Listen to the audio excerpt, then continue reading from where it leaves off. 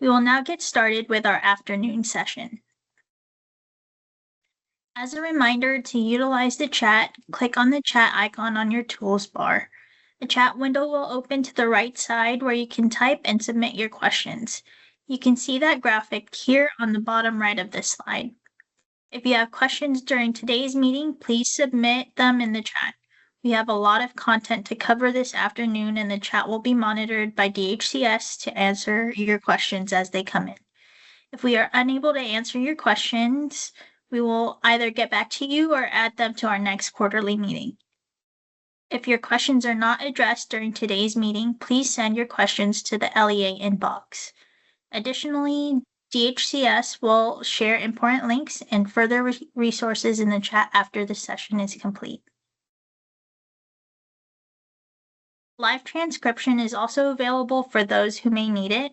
As you can see in the graphic, there are arrows pointing to each area you will need to click on to find and activate live transcription. First, find the More icon in your Teams toolbar. Then click Language and Speech, which will bring up another pop-up where you can click Show Live Captions. You will be able to view the live captions in the bottom panel of this meeting. Lastly, please feel free to have your camera on or off, whichever you prefer. Next, I will hand it over to Leilani to start the School-Based Medicaid Coordinator training. Thank you, Dana. Hello, everyone. My name is Leilani Press, and I am an analyst for the LEA BOP Provider Relations Unit. Welcome to the October Quarterly Meetings Afternoon Training for School-Based Medicaid Coordinators. Here is our agenda for today's training. In Section 1, we will be discussing the roles and responsibilities for coordinators of the Local Educational Agency Medi-Cal Billing Option Program, or the LEA BOP. Then, in Section 2, we will be discussing the roles and responsibilities for LEA Random Moment Time Study, or RMTS, coordinators. Finally, in Section 3, we will wrap up this training discussing the roles and responsibilities for School-Based Medi-Cal Administrative Activity, or SMAA, program coordinators. Today's training will provide an overview and description of 3 different School-Based Medicaid Coordinator roles. We will dive into the scope of each coordinator's role, including specific responsibilities, coordination, and collaboration at the regional and state levels, and resources to obtain more information on administering at the LEA level.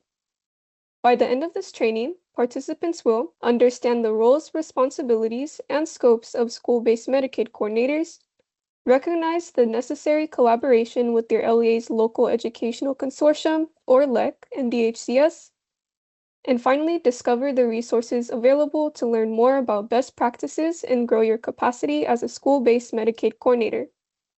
Please note that this training is focused on the roles of School-Based Medicaid Coordinators and does not provide an in-depth overview of what each program covers and how reimbursements are managed. For an in-depth overview of each program, we encourage everyone to explore each program's webpage on the Department of Healthcare Services website. We will provide links to the web pages at the end of this training. Here's a list of commonly used terms and acronyms that we will be using throughout this training. Here are more commonly used terms and acronyms that we will be using throughout this training. And with that, I will now hand it over to Sherry for the first section. Hello, everyone. I'm Sherry, and I'm an analyst with the LEA BOP Provider Relations Unit. For Section 1, we will start with the LEA BOP Coordinators.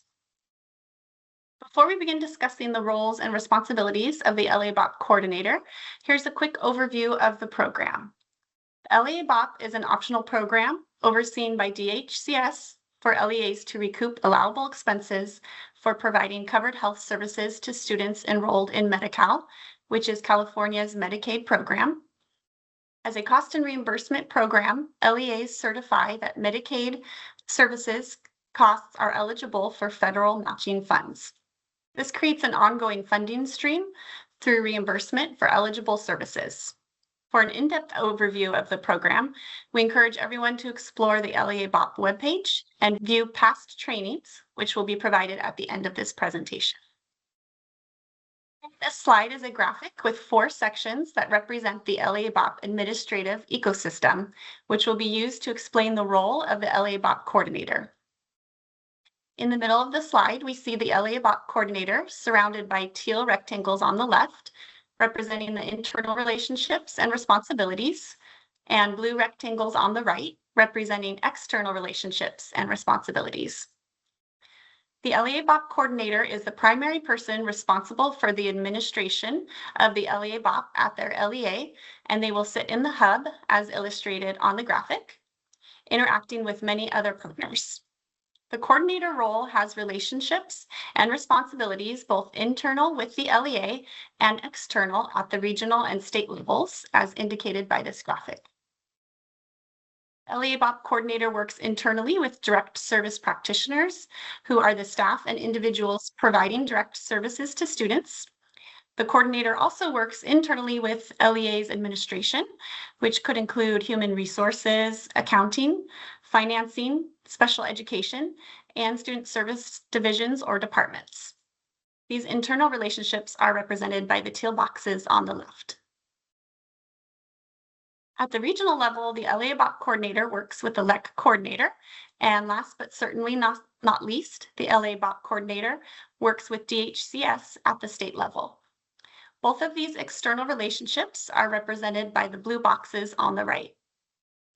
Throughout this section, we will go into more detail on the specifics of these relationships and how the LEA BOP Coordinator interacts with each of the two levels of this program ecosystem.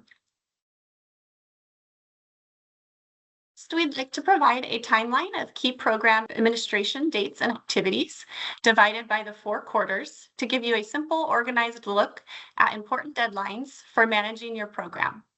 It is helpful to keep note of these dates and activities to help keep things on track and to make sure everything gets done on time and in line with the necessary requirements for smooth program administration. Please note that services are billed and costs are tracked throughout the year. We'll start off with quarter 1, which is from July to September.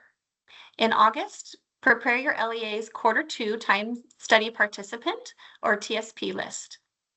Please note that TSP list due dates are based on your LEC contract and are approximate.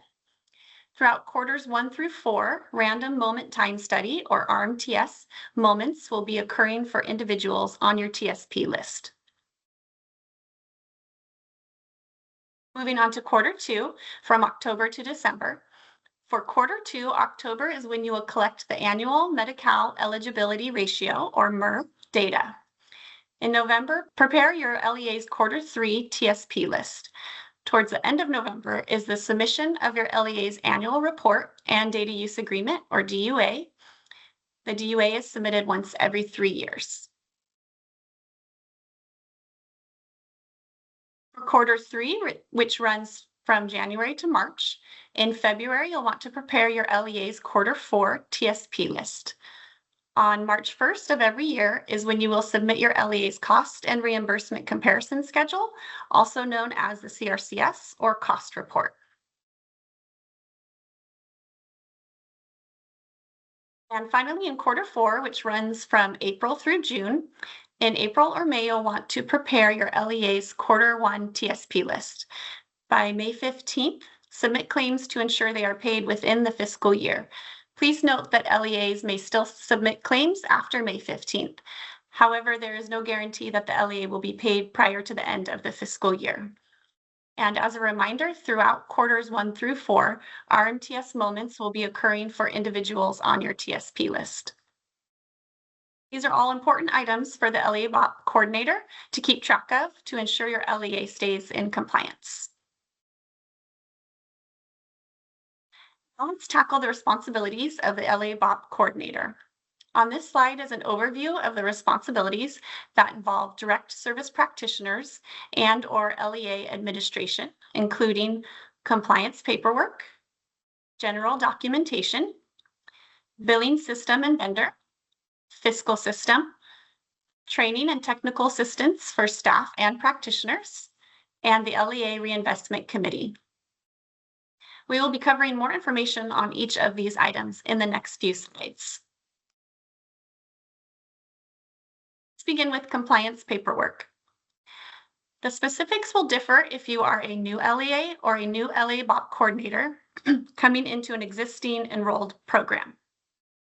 You will need to figure out your LEA's current billing status. This means verifying that your LEA is fully enrolled in the program and has submitted these compliance documents. Both the DUA and Provider Participation Agreement, or PPA, are part of the initial enrollment process. If your LEA is already enrolled, these documents will have already been taken care of. If your LEA is new to the program, you will be completing these documents as part of the enrollment process. As mentioned by Mindy in the morning session of today's meeting, the current Evergreen PPA has been updated to be compliant with state and federal requirements and is set to expire June 30th, 2026. LEAs must timely submit a new PPA to the annual report inbox by December 31st, 2025 to maintain enrollment and participation in the LEA BOP. The new PPA will go into effect July 1st, 2026. Please note that DHCS sent out the new PPA, instructions for completing the PPA, and Exhibits A and B via eBlast on Monday, October 13th, 2025, along with the annual report.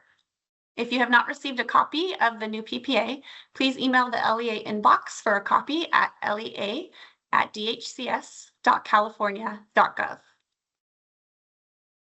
Please note that the DUA needs to be updated every 3 years after initial enrollment.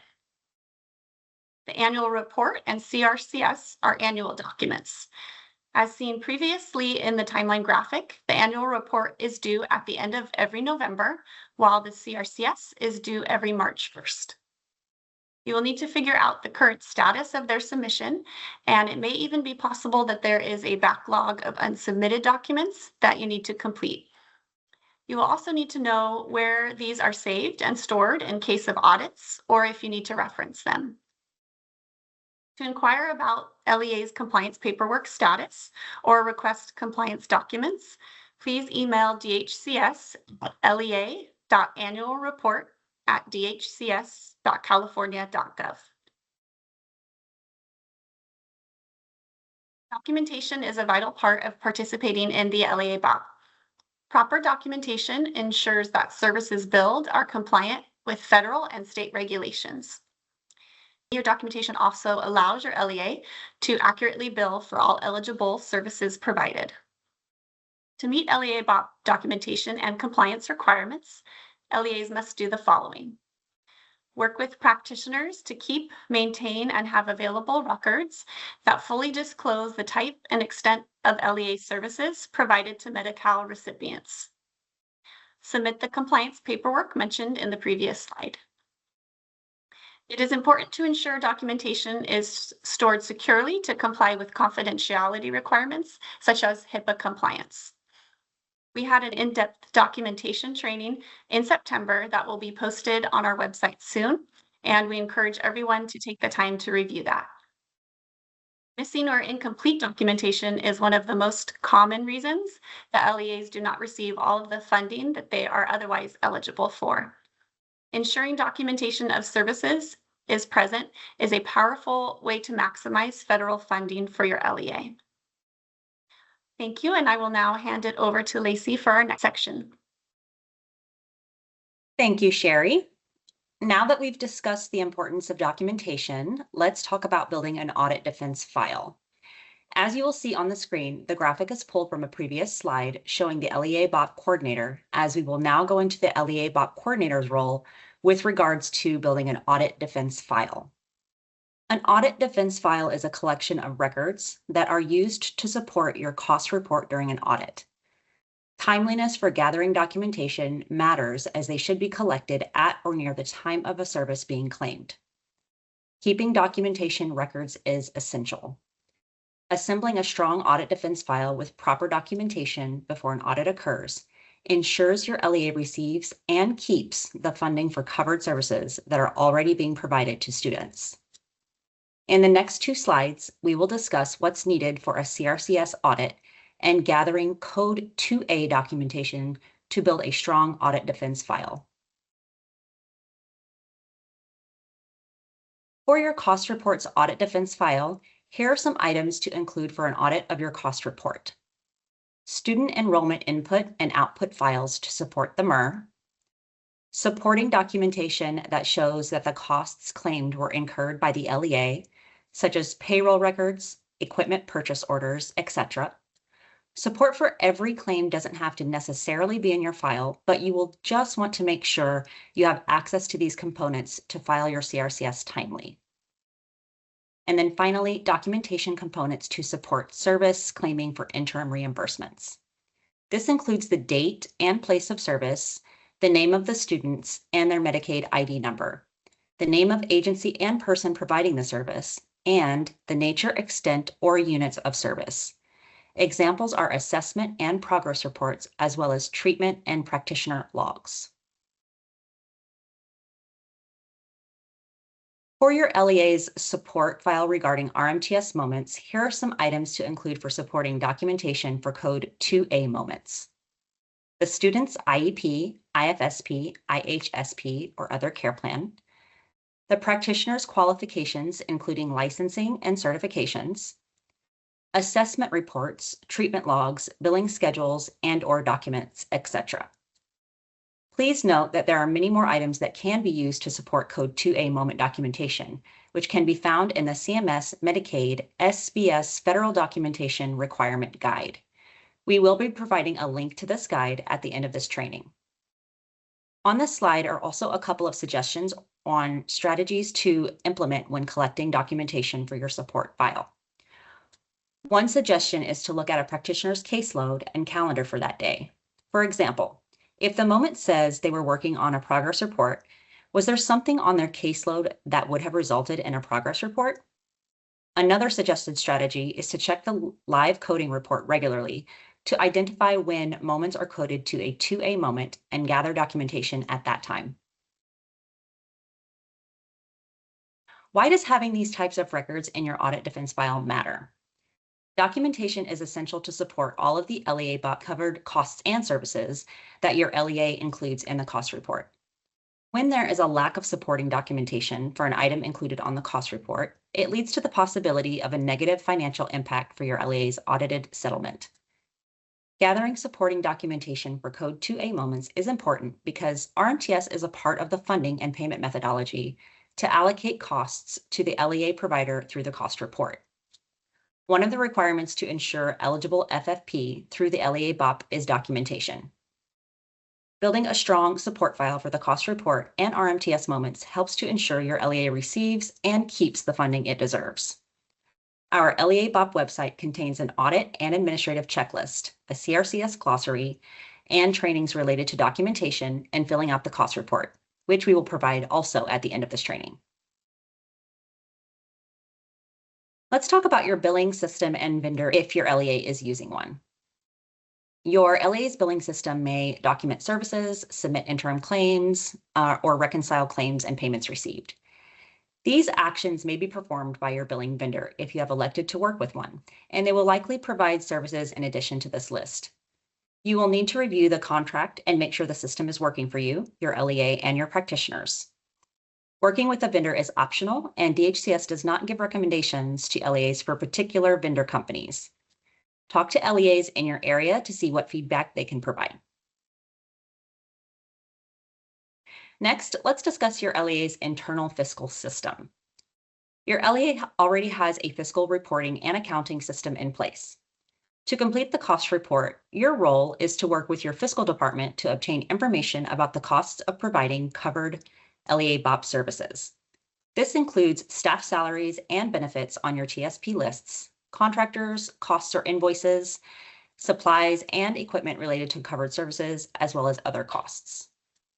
Having this available will help with the bridging document and production log.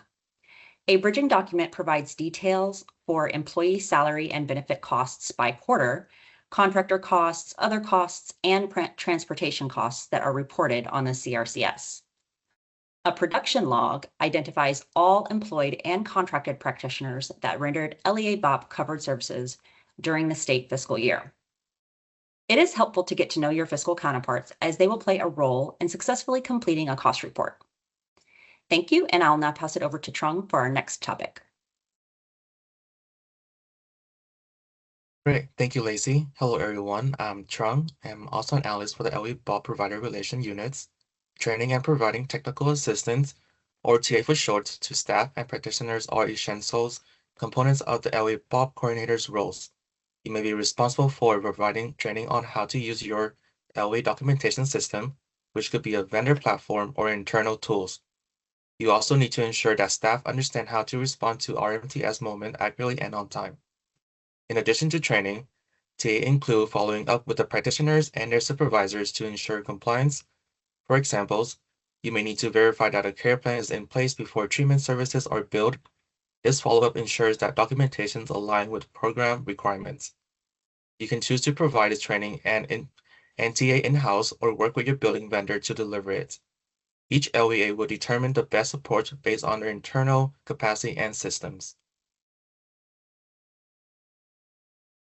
Reinvestment is a great component of the LEA BOP because it ensures that the federal funds paid to LEAs for the LEA BOP healthcare service stay with LEA healthcare services and may not be used elsewhere in the LEA. The reinvestment committees is a requirement of the AR and PPA, with the requirement originating from the California Eds Code. In short, this is a group of people that develop a decision-making process regarding the reinvestment of funds made available through participations in the LEA BOP. Regarding the reinvestment committees, do you have the support needed to hold these reinvestment committee meetings, or would this be something you need to recreate? As a reminder, LEA BOP funds are required to be reinvested in the LEA Health Service Program and not added to their general fund. No LEA BOP coordinator is an island. As shown in this graphic, it is broken down to 4 areas of support that makes up the internal responsibilities in order for your participations in the LEA BOP to be successful. On the top left circle are direct service practitioners. The direct service staff will be your strongest connection to cover services, the students, and the documentation process. At the bottom left circles are staff supervisors. The supervisor of direct service practitioners will be your allies in communicating program requirements to practitioners, including setting up trainings, following up on missed moments, and ensuring services documentation is complete and compliant.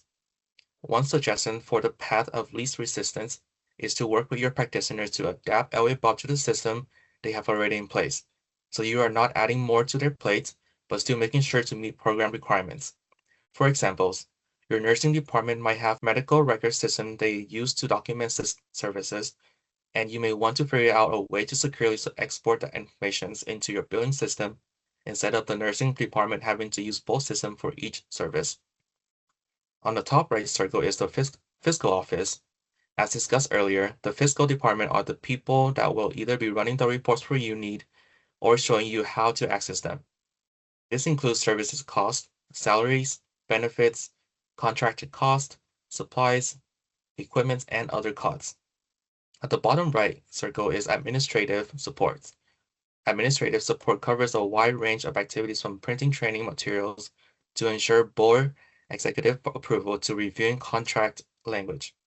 Enhancing collaboration and gathering support from key decision makers and leadership within your LEA are crucial factors for ensuring the seamless and successful operation of LEA BOP. The next 2 slides are some best practices to help support your ongoing growth as an LEA BOP coordinators. One tip is to reach out to other fellow LEAs who are also enrolled in the program. By interacting with other LEAs that have experience participating in the LEA BOP, you may be able to learn their practices for the program and gain tips from them. Another tip is to explore the LEA toolbox available on our webpage that provides a variety of resources to help you in your role as an LEA BOP coordinators. Some examples include onboarding handbooks, job aid for new LEA BOP coordinators, internal administrative function charts, administration and audit checklist, and CRCS glossary. These resources will be all provided at the end of this training. Attending training section and participating in DHCS stakeholder meeting is another great way to become more familiar with the program. The LEA BOP webpage contains video and slides of past training sections. Subscribing to our mailing listserv allows you to stay updated and receive DHCS communication about the LEA BOP, including upcoming training sections. Last but not least, DHCS committed to supporting LEA BOP providers in maintaining compliance and enhancing their programs. Coordinators can request additional technical assistance by contacting the LEA BOP email at lea@dhcs.ca.gov or completing a technical assistance request form on the LEA BOP webpage. On this slide, you will see a couple of chat bubble icons, which indicate that we will be pausing for our first knowledge check. The question is, what are some responsibilities of the LEA BOP coordinators? Please name at least 2. We'll discuss 6 categories of LEA BOP coordinators' responsibility in the sections. The 6 categories of LEA BOP coordinator responsibility we discussed were having a billing system and a vendor is optional, having a fiscal system, having a general supporting documentations, having an LEA reinvestment committees, and finally, providing training and TA for staff and practitioners. To wrap up section 1, the following are some key takeaways for the LEA BOP coordinator section of this training. As we learn in these sections, the LEA BOP coordinators interact with many other partners, both internally within the LEA and externally at the regional and state levels, as they take on multiple responsibilities for the administration of the LEA BOP at the LEA. Documentation is vital to ensure that services billed are compliant with federal and state regulations. It is important to be proactive in gathering documentation to build a strong audit defense file for cost reports, Code 2A moments, and other audits that may occur. Enhancing collaboration with internal and external partners help ensure a seamless and successful operation of the LEA BOP at your LEA. As a reminder to LEA BOP coordinators, you are not an island. Internal support is essential in order for your participation to be successful in the program. We, DHCS, are also here to help support you in your role, so do not hesitate to reach out if you have any questions. Finally, make sure you know who your RMTS coordinator is. You need to work together to ensure that Code 2A documentation is gathered and retained. This is essential for compliance and for protecting your LEA federal reimbursements. I will now pass the next session to Leilani. Thank you, Chung. Now let's go over the components of the LEA RMTS coordinators. It is important to note that this might be a separate person at your LEA, or it might be someone who oversees the SMAA and/or LEA BOP programs. Let's start with the basics. The Random Moment Time Study, or RMTS, is a federally approved statistically valid method for capturing how staff spend their time during the workday. It's web-based and randomized. Every RMTS quarter, TSPs are randomly selected to receive a moment at a random time, where they are asked what they were doing at that exact moment. A moment is a duration of 1 minute, and TSPs have 4 student attendance days to respond. Not all TSPs will receive an RMTS moment. Based on a TSP's response to a moment, these moments are then coded as a reimbursable or non-reimbursable activity. This data is essential for cost allocation in both the LEA BOP and the SMAA program, helping ensure accurate Medi-Cal reimbursement. RMTS is a methodology. It is not a standalone program like the LEA BOP or SMAA. This graphic illustrates the LEA BOP administration oversight at the various levels. Please note that the SMAA program structure is different and will be addressed later in this presentation. The Centers for Medicare and Medicaid Services, or CMS, is the agency that oversees programs including Medicare, Medicaid, the Children's Health Insurance Program, or CHIP, as well as the health insurance marketplaces. CMS approves the covered services, practitioners, and reimbursement methodology, among other items, for all Medicaid funding. DHCS is the single state Medicaid agency that administers the SMAA program and the LEA BOP in California to help schools receive federal reimbursement for health-related services provided to Medi-Cal eligible students and administrative activities. SMAA reimburses schools for administrative activities that support the Medi-Cal program, such as outreach, facilitating application completion, and coordinating medical services. The LEA BOP reimburses schools for direct health services provided to students, like physical therapy, speech therapy, and nursing services, just to name a few. Both programs use the RMTS methodology to capture the time spent on these activities and services, which is represented by the dotted lines on the slide. RMTS for both SMAA and LEA BOP is administered by the LECs, dividing California into regions. LEAs that participate in both or one school-based Medicaid programs need to contract with their LEC to participate in the RMTS. How does RMTS impact your LEA? First, it determines federal reimbursement.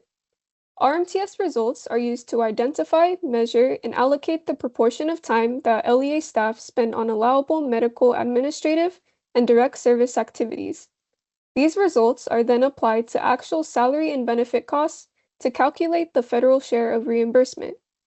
The RMTS results, as an RMTS percentage in SMAA, or the direct medical services percentages, or DMSP, in the LEA BOP are one of the key components in the payment methodology for determining federal reimbursement for both programs.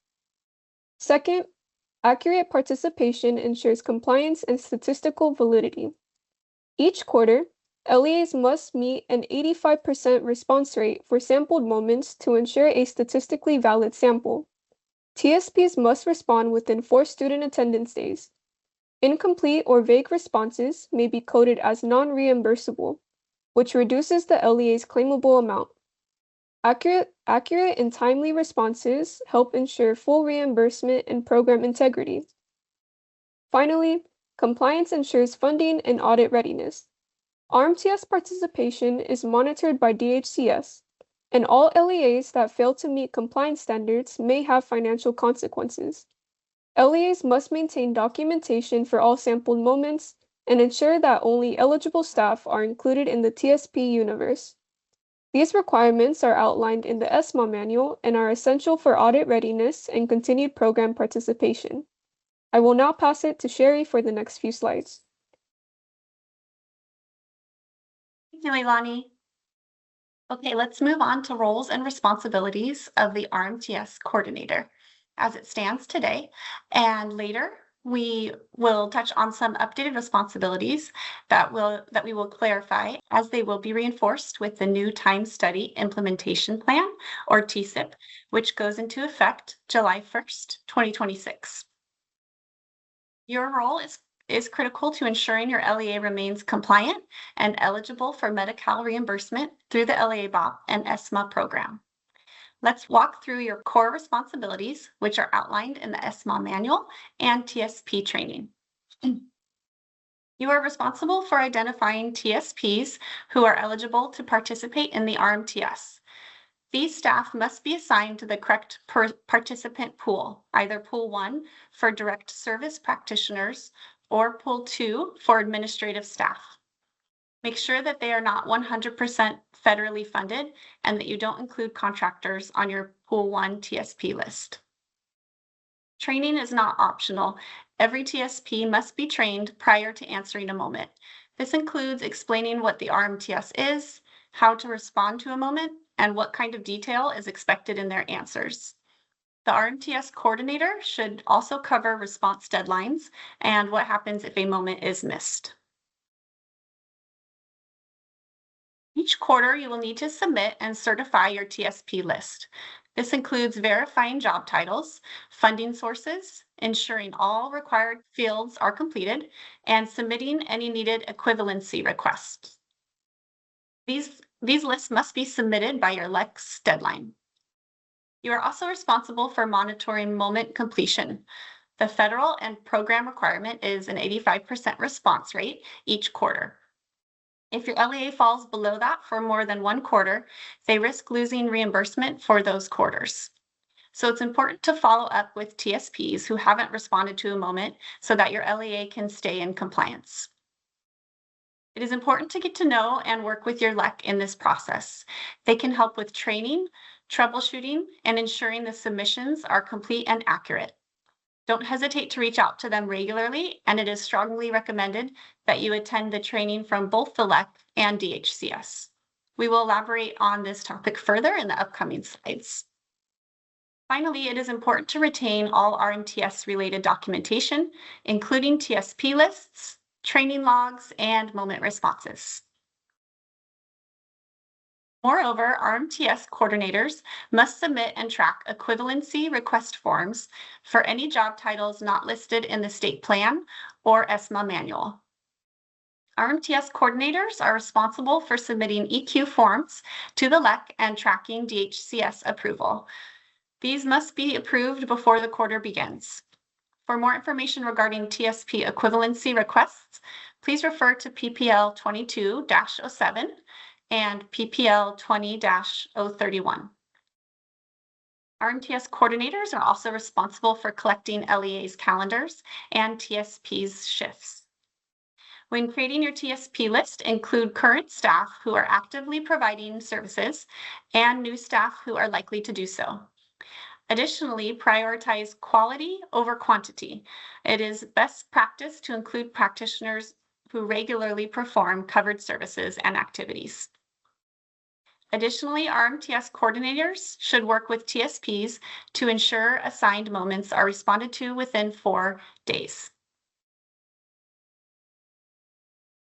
RMTS coordinators are also responsible for complying the quarterly coding report, or QCR, for all participating LEAs for each quarter, which is a LEA-specific report generated by the RMTS administrative unit, including all sampled moments in the sampling period and each moment's assigned activity code.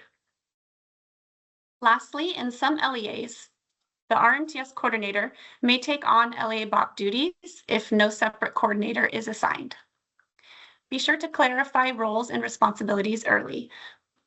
For more information regarding RMTS and the RMTS coordinator roles and responsibilities, please refer to the SMAA Manual Section 6 Time Survey, the October 2024 LEA BOP and the Time Survey Participant List Training, and also the Job Aid for new LEA BOP coordinators. The LEA is provided a quarterly coding report, or QCR, Coding and Documentation Certification Form, from RMTS administrative units each quarter. After the LEA reviews the QCR and submits any correction requests, and once agreement is reached on the LEA's coding corrections, or if no coding corrections are submitted, the LEA will certify the QCR Coding and Documentation Certification Form. Documentation is required to support Code 2A moments. For questions regarding documentation, we held a general and Code 2A documentation training in September that will be posted on our website soon, and we encourage everyone to take the time to review that.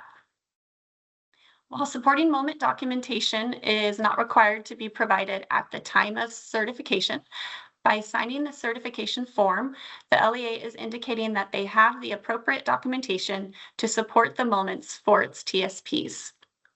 Signed QCRs will be submitted by the RMTS administrative unit to DHCS upon request. A physical audit binder is not required. Documentation may be maintained in electronic form and should be available upon request by federal or state Medicaid oversight agencies. Thank you, and I will now pass on to Lacey for the next section. Thank you, Sherry. Okay, so on this slide, you will see an illustration of filling vacancies. Vacant positions before the quarter start are allowed on the TSP list if expected to be filled within 30 calendar days of the quarter start. Documentation must support the hiring timeline. The new TSP completes the sampled moments. And if a vacancy is not filled, sampled moments are coded as code 17, not working, not paid. You will see this part illustrated on the next slide when we talk about filling vacancies during the quarter. Okay, and on this slide, you will see an illustration of filling vacancies as well as what happens when a vacancy is not filled. So vacant positions during the quarter must be filled with direct replacement. The new TSP must match original TSP's role and schedule. The new TSP completes the sampled moments. And if a vacancy is not filled, sampled moments are coded as code 17, not working, not paid. This part is true for both filling vacancies during the quarter as well as within the 30 days from the start of the quarter, which we talked about on the previous slide. Quarter one is unique because it begins on July 1st, right when many LEAs are still finalizing staffing for the new school year. At this point, many positions are still vacant or in the process of being filled, especially for roles that are part of the TSP list. This makes it challenging to submit a complete and accurate TSP list by the required deadline.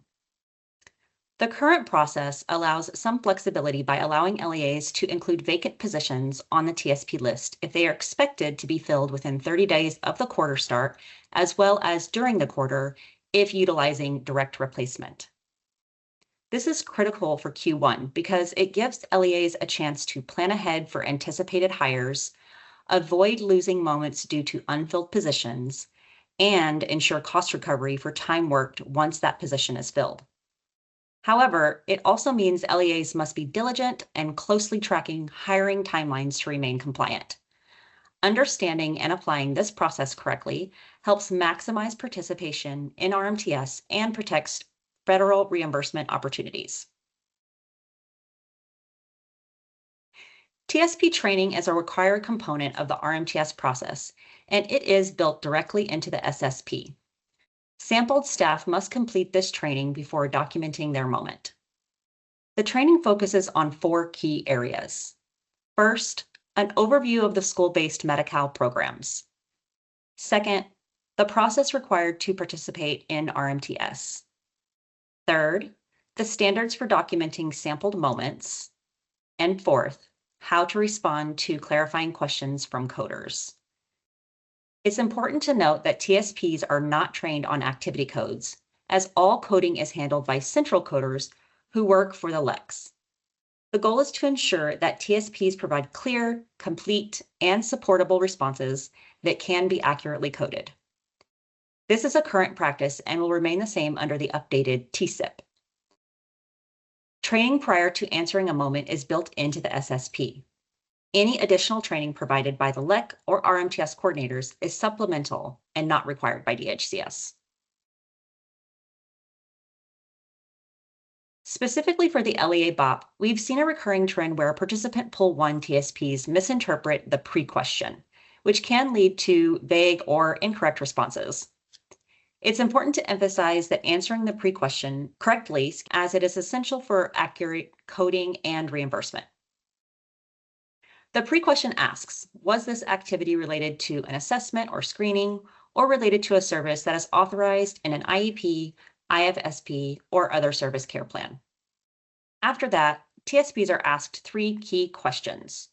Who are you with? What were you doing? Why were you performing this activity? Each of these responses helps coders determine the correct activity code. If any part is unclear or incomplete, it may result in a clarifying question or a non-billable code. So it's critical that TSPs understand the intent behind the question and answer correctly. When you are conducting your TSP training, make sure to walk them through the pre-question so they understand what is being asked of them. You might be wondering why the pre-question matters so much. Before a Pool 1 TSP receives their RMTS moment, they're prompted with a pre-question. This isn't just a formality, it does play a key role in ensuring the accuracy and integrity of this time study process. Purpose of the pre-question. The pre-question is designed to help participants mentally prepare to respond accurately.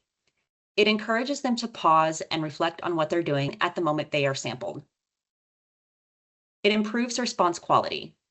By prompting awareness, the pre-question helps participants provide more complete and detailed responses, something that's critical for determining whether the activity is reimbursable under Medicaid.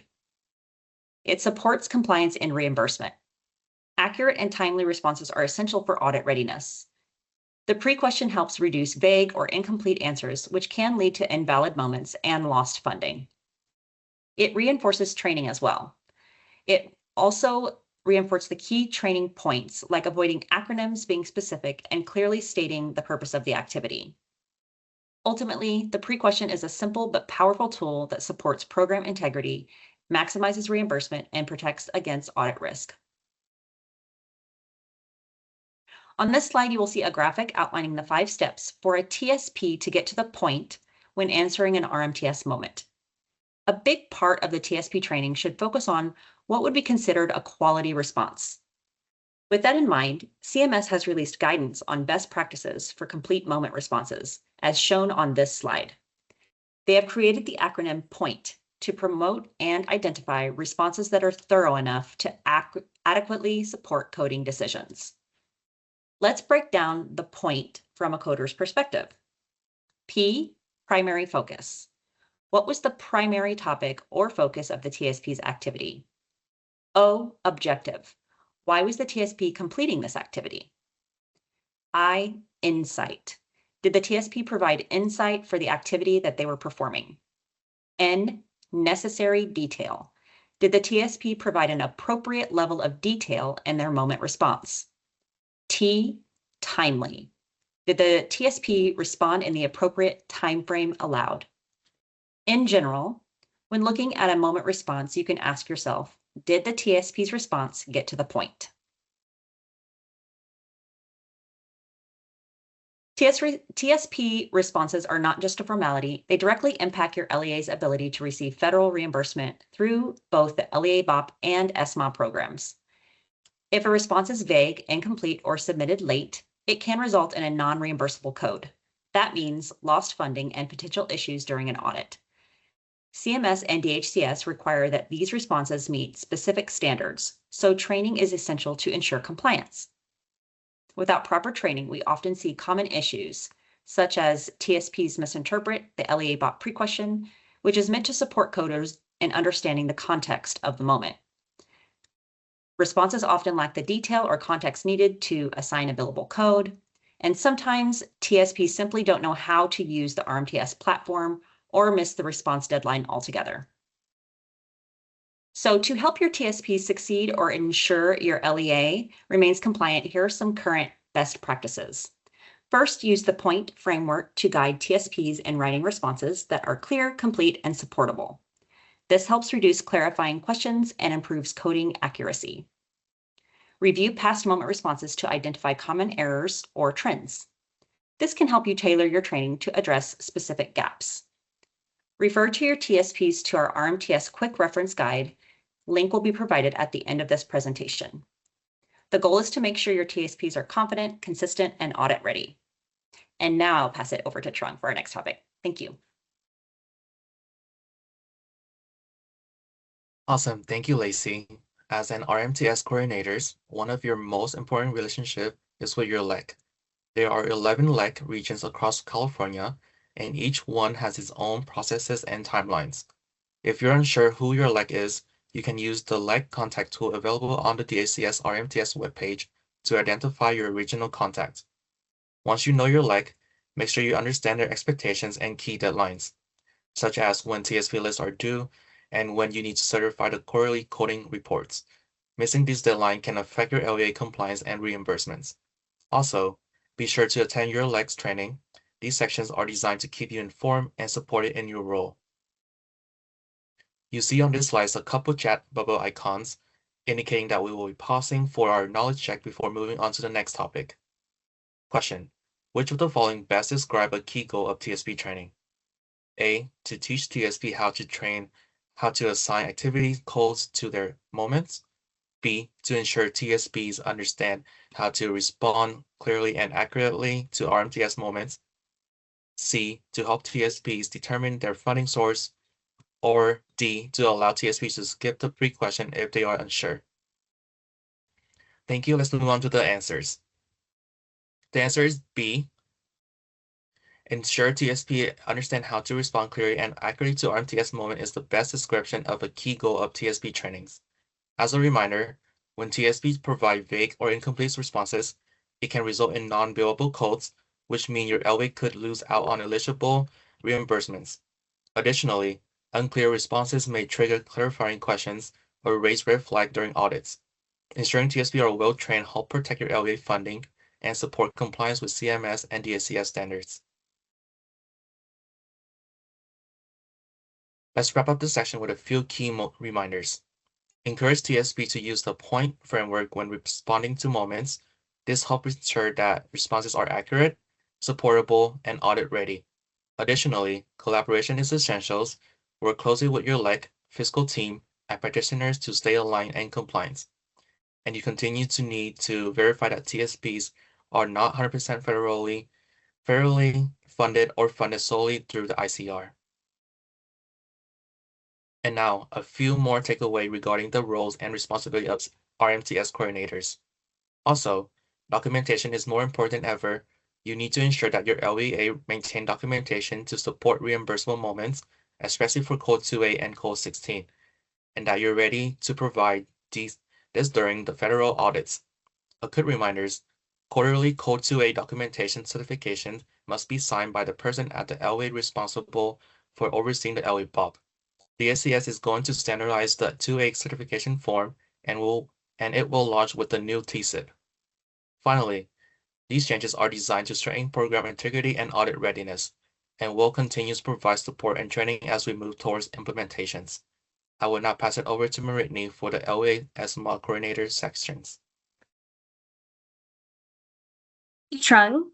Hi, everyone. My name is Mridhini Vijay, and I'm an analyst with the SMAA unit. And now we're going to discuss the role of an LEA's SMAA coordinator. So before we begin discussing the roles and responsibilities of the LEA SMAA coordinator, here's a quick overview of the SMAA program.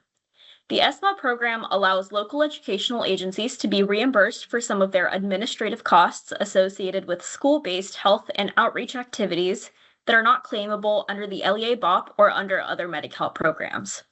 In general, the cost of activities reimbursed under SMAA consist of referring students and families for Medi-Cal eligibility determinations, providing healthcare information, referring, coordinating, and monitoring health services, and coordinating services between agencies. To bill for the SMAA program, it is necessary to determine the amount of time school staff spend performing administrative activities using the approved time study methodology. The results of the time study are then used in a series of calculations to determine the percentage of school costs that can be claimed under SMAA. Reimbursements to LEAs are made from federal Medicaid funds. These federal funds must be certified by LECs since the funds are considered Certified Public Expenditures or CPE. CPE funds must be reimbursed to LEAs using eligible revenues for services that qualify for federal reimbursement. To meet CPE requirements and receive federal financial participation or FFP, LEAs must keep or provide specific documentation verification that is outlined in Section 4 of the SMAA manual. This illustration is a visual of the SMAA administration oversight that shows each entity involved in the SMAA program. At the top, you will see CMS as the federal oversight agency.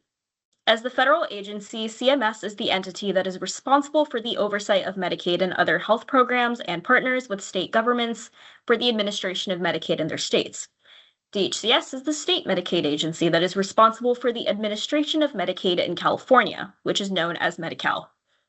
DHCS ensures that the Medicaid program in California meets federal requirements. The Local Educational Consortium plays a key intermediary role between DHCS and LEAs in the administration of the SMAA program. And then the LEA with the LEA SMAA coordinator position. The LEAs contract with their LEC when seeking federal reimbursements for performing administrative activities that support Medi-Cal.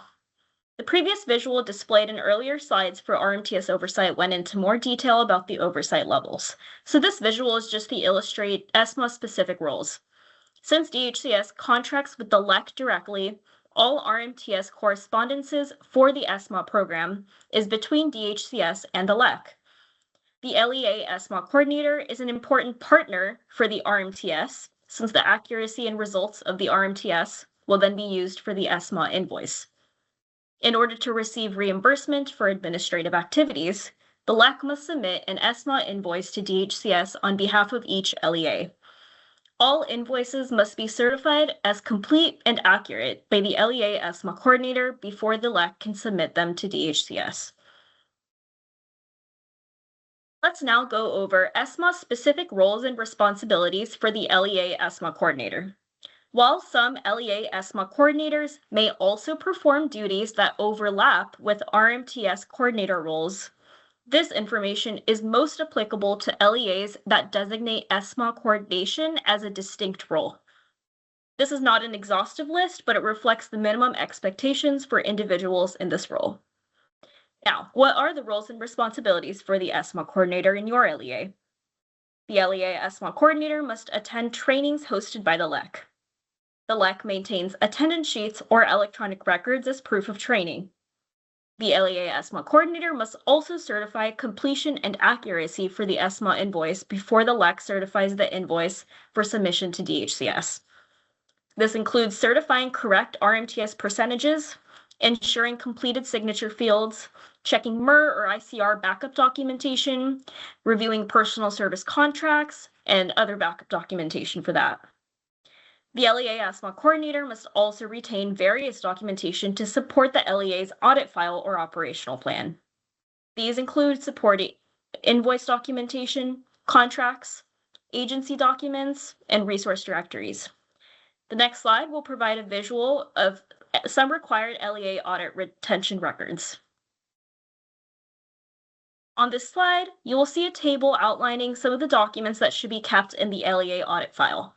It includes RMTS time study data, TSP duty statements, invoice documents, contracts between the LEA and LEC, agency documents, and resource directories. Please refer to the documentation checklist in Section 7-2 and 7-3 of the SMAA manual for the list of all required documents in the operational plan and for more information. As an LEA SMAA coordinator, one of your most important relationships is with your LEC. So start by getting to know who represents your region. Each LEC has its own processes and timelines, so it's essential to understand their expectations. Make sure you know the key deadlines, such as when to certify invoices and submit to the LEC. Each LEA must develop an audit file or operational plan, beginning the first quarter in which a time study is conducted. As we just reviewed, make sure you know what backup documentation and record retention is required for the operational plan. And also, attend your LEC's SMAA coordinator trainings. These sessions are designed to keep you informed about updates, best practices, and tools to help you succeed in your role. Okay, you'll see on this slide chat bubble icons indicating that we'll be pausing for a knowledge check before moving on to the next topic. So the question is, which of the following is not an LEA SMAA coordinator's responsibility? A, complete the first level of SMAA invoice review to ensure accuracy and completion. B, retain organization charts that show the relationships of TSPs as entered in the invoice. C, retain a contract or memorandum of understanding between the LEA and the LEC for SMAA participation. And D, submit the certified SMAA invoice to DHCS. The correct answer is D. The LEA SMAA coordinator initially submits the complete certified SMAA invoice to the LEC's SMAA coordinator, and in turn, the LEC SMAA coordinator certifies the invoice and submits it to DHCS.